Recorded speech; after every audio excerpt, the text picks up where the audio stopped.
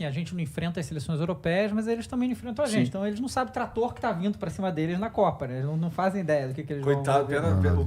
quem sofre é o Peru. Né? Pois é, né? O Chile, os caras ficam jogando com a gente. Porque a gente tem impressão, na verdade, falando até com jornalistas que acompanham coisa da Europa e tal, que, cara, eles não estão olhando pro Brasil assim, né? Assim, para as nossas ligas aqui, eles não olham mesmo, né? Isso a gente já sabe. Mas pra seleção brasileira também, assim, eu tava lendo algumas coisas da mídia espanhola, quando o Rafinha foi lá pro Barcelona, tipo, os caras não sabiam quem era, tá ligado? Chegou lá, arrebentando e tal. Talvez se ele ficasse um pouco no Leeds era melhor, porque aí que chegar na Copa ninguém ia saber. Inclusive, nesse sentido, a gente tem um trunfo que, assim, o torcedor aqui pode falar que cara, tem um cara aí, um gavetinha aberta, conhecido aí entre os amigos dele aí, que é a nossa arma secreta. Gavetinha aberta, eu acho. Porque não tem... Assim, ninguém sabe como é que tá o Pedrinho, né? O Pedrinho tá uma máquina mortífera. Deve te perguntar o tempo inteiro. Vai chamar o Pedro pelo menos uma amistosinha. Em setembro aí. Tal. Nossa. Ainda sobre um pouquinho do gancho sobre o pessoal europeu, mas tu vi algumas observações, por exemplo, do Luiz Henrique, o técnico da seleção espanhola, falando e acompanhando a seleção brasileira, acompanhando a Argentina.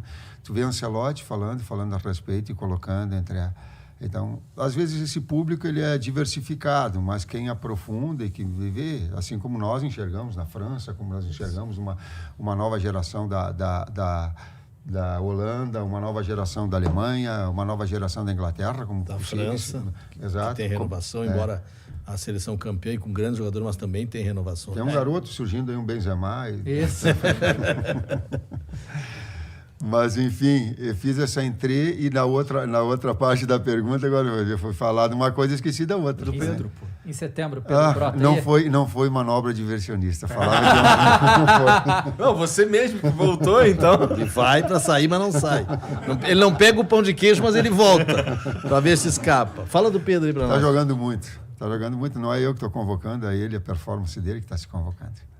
Num jogador com características específicas para função. Exatamente. Isso é uma parada que a gente também estava falando aqui. Cara, ele é um 9 que talvez a gente esteja precisando mesmo, né? Ele faz um pivô como, sei lá, cara. Aqui no Brasil é brincadeira o pivô que ele faz, cara.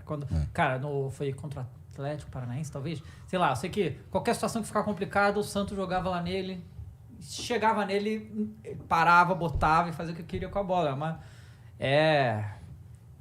O cara tá metendo bicicleta. Pois é. Ontem teve um lance específico de uma bola que colocaram nele e ele escora para Arrascaeta, vindo ele finaliza do lado do Everton, um lance perigoso. Então tu vê as percepções, é um jogador que não só tem qualidades técnicas, como raciocina numa mesma dimensão que esses jogadores que apresentam. Então ele tem uma característica difícil. Não vai ter velocidade. Se quer dele velocidade, não vai ter. Não vai transição em velocidade, não vai ter. Mas vai ter um pivô, um jogador da jogada combinada e de cabeceio. Sim. E vocês estão fazendo aí vários ciclos de assistir diversos jogos, assistir um monte de coisa, então quer dizer que tem um espacinho naquela existe um processo, né? Uma rotina nossa. A gente trabalha diariamente na CBF das 10 da manhã às 7 da noite, né? Todo é um núcleo duro que a gente chama de 9 componentes. Uns agora estão viajando, o Fábio e o Matheus estão na Europa, vão acompanhar o Lucas Veríssimo lá no Benfica, estiveram vendo o Atlético de Madrid ontem, vão na Juventus. O Sampaio, junto com o Gui, nosso fisiologista, está no México acompanhando o Dani Alves. O Tite está indo agora para a Europa com o Juninho, Paris e Londres, né? E a gente continua acompanhando. Ontem a gente esteve no Allianz Arena, acompanhando Palmeiras e Flamengo. Agora tem os jogos de meio de semana da Copa do Brasil. Então o processo é esse. Voltando à CBF amanhã, a gente discutir o que você viu e a gente olha os jogos todos, né? Não pedaços de jogos, nem melhores lances.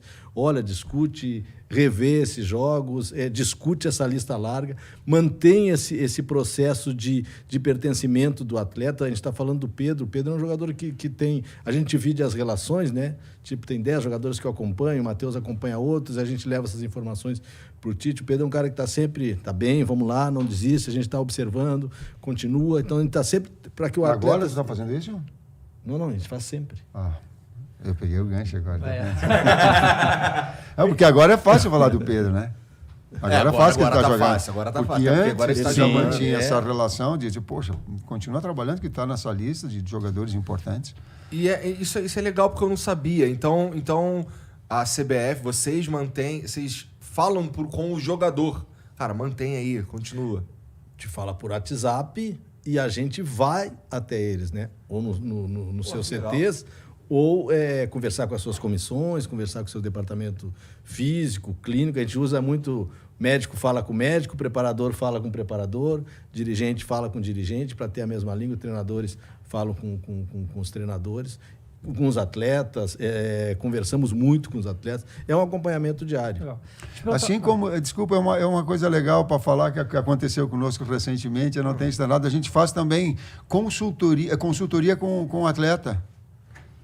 A gente trouxe o Felipe Luiz para ficar um dia inteiro conosco. Legal. Por quê? Porque ele é um jogador diferenciado. Não, quando acabar a carreira, ele vai para ou treinador de engenheiro, alguma coisa. Isso aí As percepções que ele tem em termos táticos e o nível pessoal dele é muito grande. Uhum. É muito grande. Então a gente trouxe ele, não ser um dia inteiro, eu acho que era no início da tarde, e ficamos a tarde toda fazendo perguntas para ele, daquilo que ele dimensionava dos trabalhos, daquilo que foi na seleção, daquilo que foi nos treinamentos, daquilo que era nos seus clubes, para que a gente tivesse uma cadeira vazia e que o atleta pudesse trazer para nós algumas informações, alguns sentimentos que ele sentiu de experiências todas. E agora me fez lembrar... Como foi feito com o Fernandinho lá em Manchester. A última vez que a gente foi em Manchester para acompanhar os jogadores que estão lá, né? O Ederson, o Gabriel Jesus que estava lá, acho que foi o Fábio que foi nessa viagem, sentou, almoçou com o Fernandinho. A gente mantém essa relação, porque é difícil. A gente esteve com os atletas convocados em junho. Vamos estar com eles novamente em setembro e depois em novembro. Então tem que haver uma maneira de aproximar. E essa maneira não pode ser só online, né? Ela tem que ser presencial. E a gente tem feito isso.